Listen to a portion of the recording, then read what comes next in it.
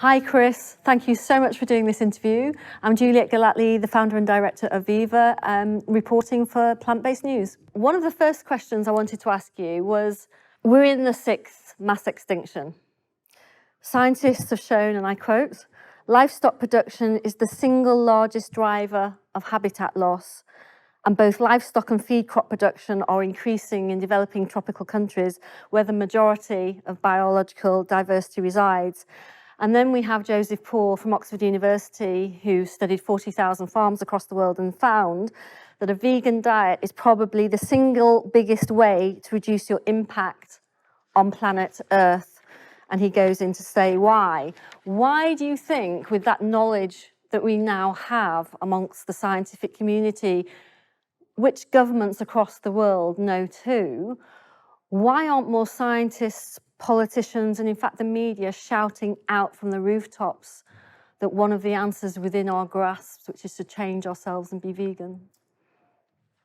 Firstly, I'm going to ask you to change your vernacular because I think it's really important that we're precise with words. So it's common parlance to say that we're in a 6th mass extinction event. I prefer 6th mass extermination event because it's us that are exterminating the rest of the world's biodiversity and ultimately, if we continue to do so, ourselves in the process. So I see that. It's not an accidental thing. I'm irked when I read that we're losing species. It's not that we're losing them, we're destroying them. You know, we're either actively killing them or we're taking away their habitat or other resources and therefore making it so that life is no longer tenable for them. It's not accidental, it's down to us.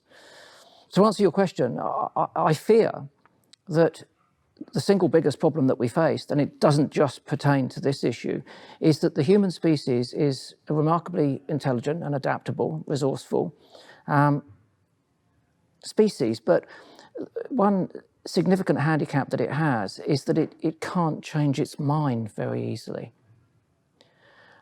So all of the facts, all of the figures can be put on the table by people like those you've cited, who we trust to produce top quality, independent research, upon which we should make best informed decisions. But unfortunately, people are very slow to change their minds. And if you push them too hard, they can become quite intransigent and then push back rather than even thinking about the thought of changing their minds. And I think the other thing that we have to reconcile, and whether this is an artifact of our age and the situation that we face, I don't know. Only history will be able to answer that. But we are living in exceptional times, and globally we have a very unexceptional group of leaders. We are just not armed at this point with governors at just about any level on this planet who are clearly in a position to make rational and intelligent decisions about what we should be doing right now. So I suppose we could sit around moaning about that, as we frequently do, but it achieves so little. Or we can do what we must at this point, and that is we, the citizens who, in democracies at least, have voted for these people, must let them know what we think. I mean, they are ostensibly our elected representatives. They have been elected to represent us. So it's really important at this critical time that we don't imagine that they will fix it. I don't think they're going to fix it at all. I think we will have to push them to fix it. And in the meantime, we should get on with fixing as much of it as we possibly can ourselves. And that's why self-empowerment is so important. And that's why Vegan Camp Out is so important. This is a collective of people who've actively made decisions to change their minds.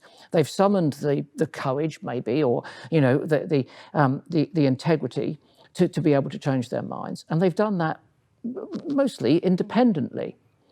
And that fortitude is something that we here need to celebrate.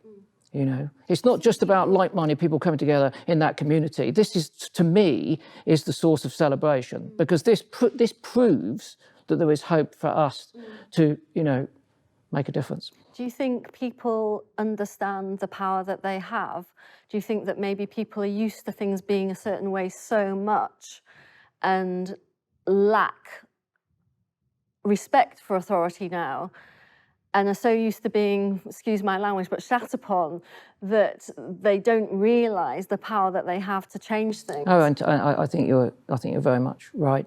I think we've endured years now of, and again, I'm speaking globally here, not just about the UK, but years of political abuse. We've been ignored. We've had, people saying, I've had enough of experts. It goes against everything that I stand for and have stood for since I, sat down to take my O-levels. Development of expertise, the acquisition of knowledge so that we can make best informed decisions for ourselves and for our species and planet is the grail that we should be chasing at the moment, not ignoring that. But I think you're right, people are disenfranchised, they're disempowered, they're disconnected from, I think, the idea that their voice will ever matter.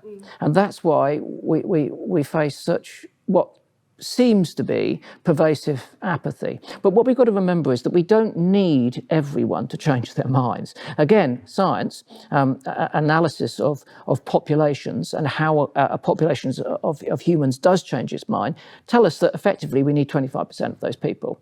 And once 25% have changed their mind about something which they previously believed was the opposite, then it cascades very quickly. And by the time you get to about 27%, then you're on a roll. And in a very short space of time, the entire population will change. The problem when it comes to campaigning, of the likes of which that you're involved in and I'm involved in, is that we don't ever know where we are. We don't know if we're 24.9 or we're, or 2.49. That's the problem. And so the only way to overcome that is, and I don't need to tell you this because you continue, is that you've just got to keep going. And what I always say to people is winning, right, is about not giving up. It's not ever thinking that you're going to get to a point where you can sit down and have a sandwich and a day off.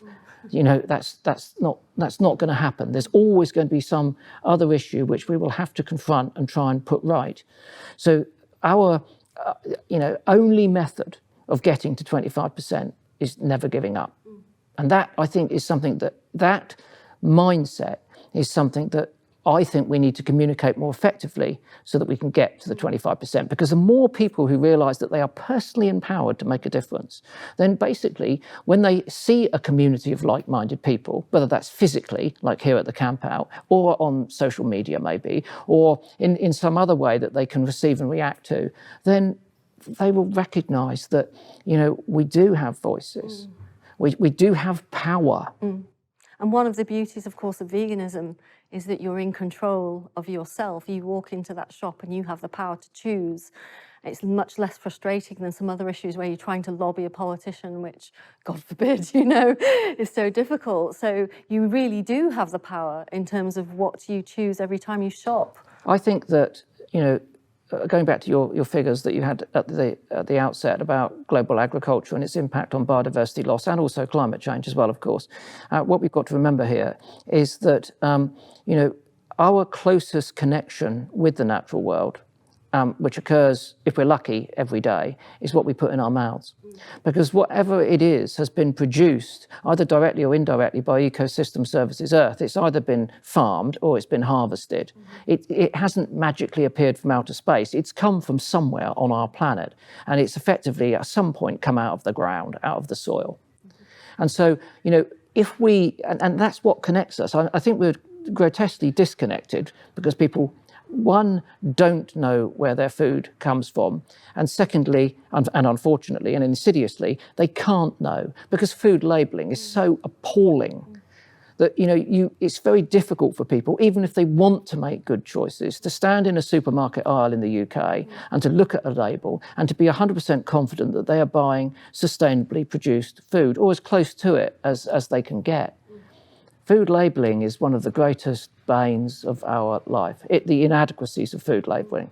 And I think that if you were to say, Chris, you've got a magic wand, what would you do when it comes to this issue that we're talking about? That's what I'd go for. I'd say, really sorry, if you're going to eat meat, I want a picture on the cover. Like, if you're going to smoke cigarettes, I want to see what the lungs are going to look like if you've smoked them for 40 years. If there were pictures on the food of where those animals have been living, significantly larger numbers of people wouldn't buy it. And that's a fact.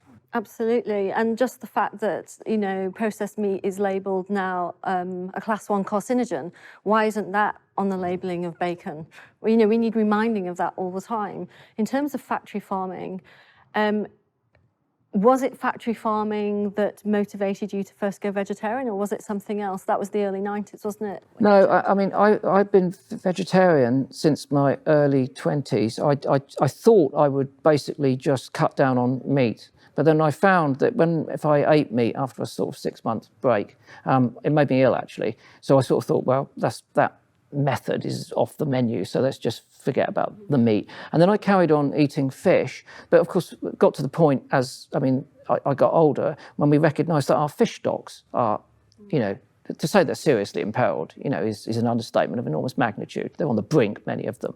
You know, 8 out of 10 of our fisheries are overfished. So then it became clear to me that eating fish was, you know, unsustainable. And I never towed this line with the fact that fish didn't feel pain and all of this nonsense. So again, from a scientific point of view, you wouldn't entertain that in any way, shape or form. The interesting thing is it was factory farming that finally pushed me from vegetarianism to veganism. And I went to an all-indoor dairy unit. Now, it was spick and span. It was remarkably clean. None of the animals were being abused, although genetically I might argue that they have been in the past, given the rather bizarre shape of them. So in that sense, you wouldn't say that there were any immediate husbandry issues.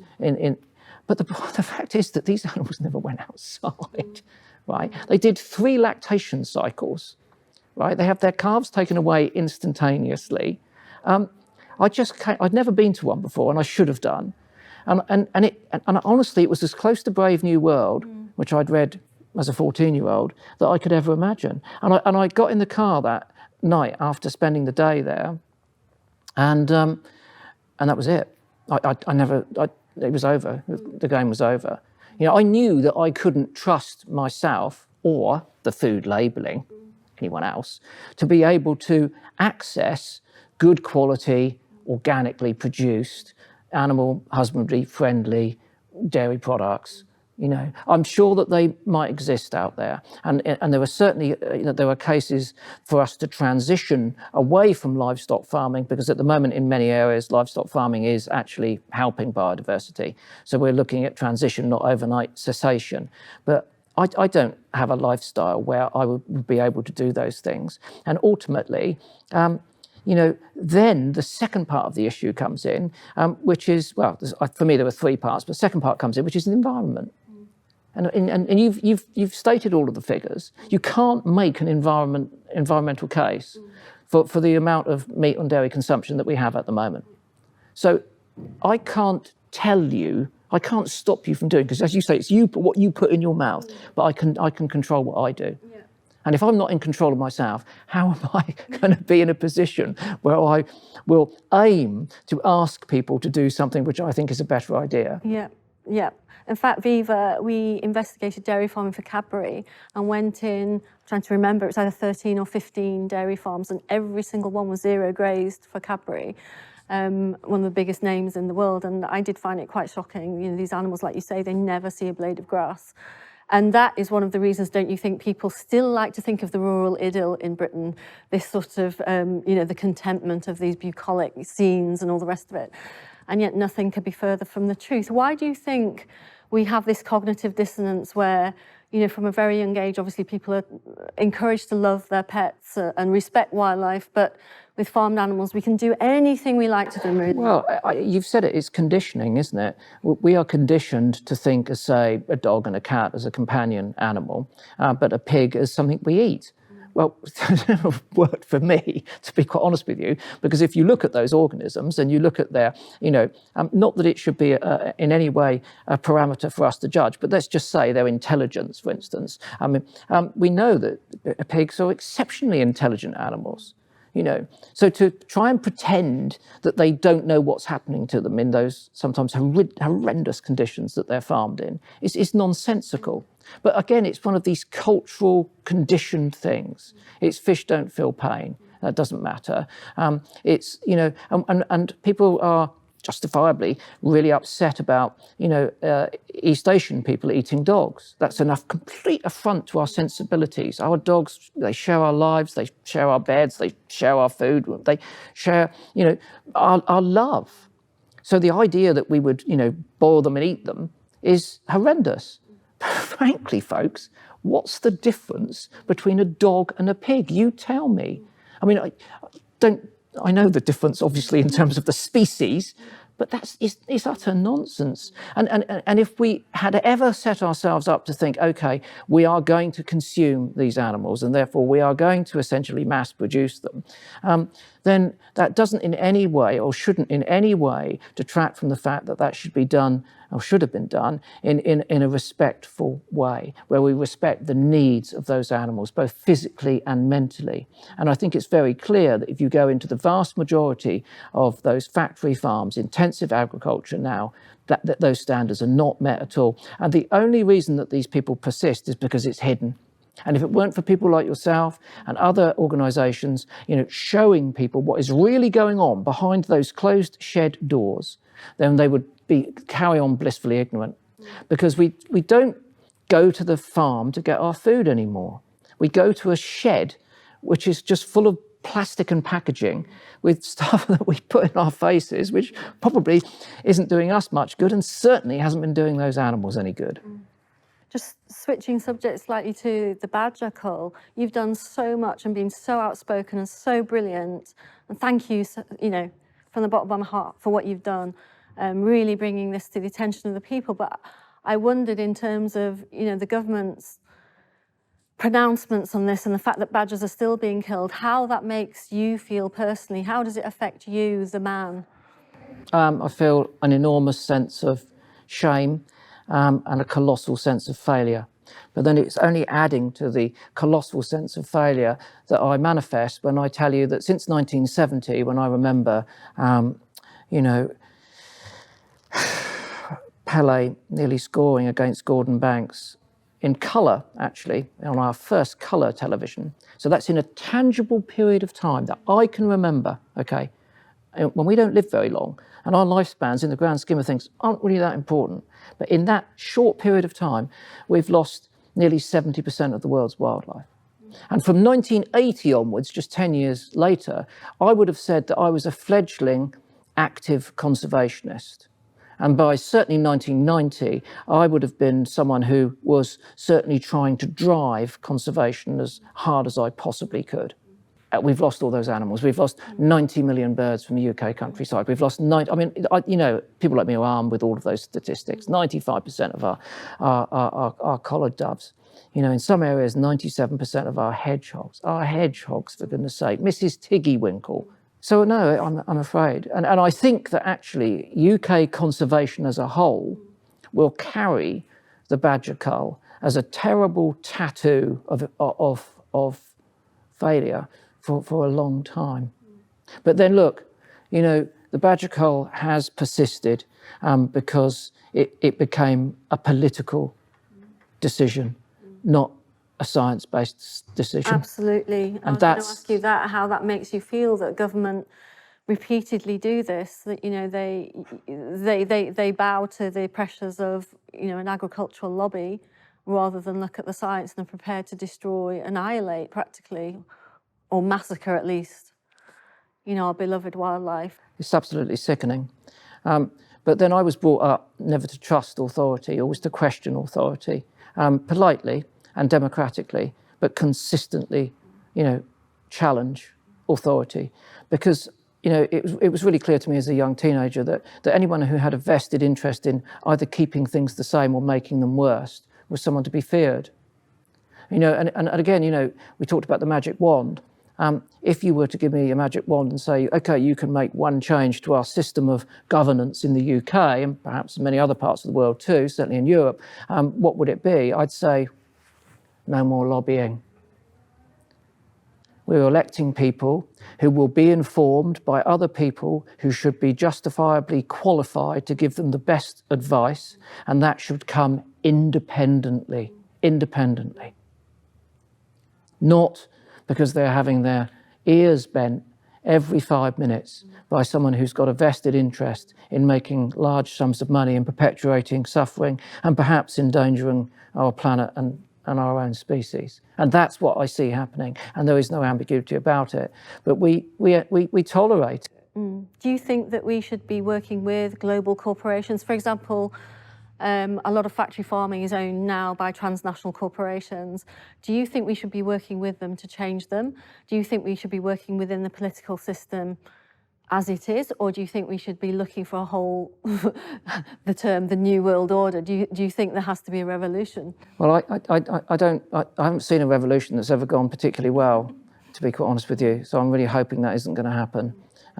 And even when we've talked about velvet revolutions, there's always been a metal fist inside the velvet glove, and it hasn't gone well. I'm up for conversation, creative progress, and democratic change. And how important do you think within that people understand the importance of being vegan themselves, or at least on that way?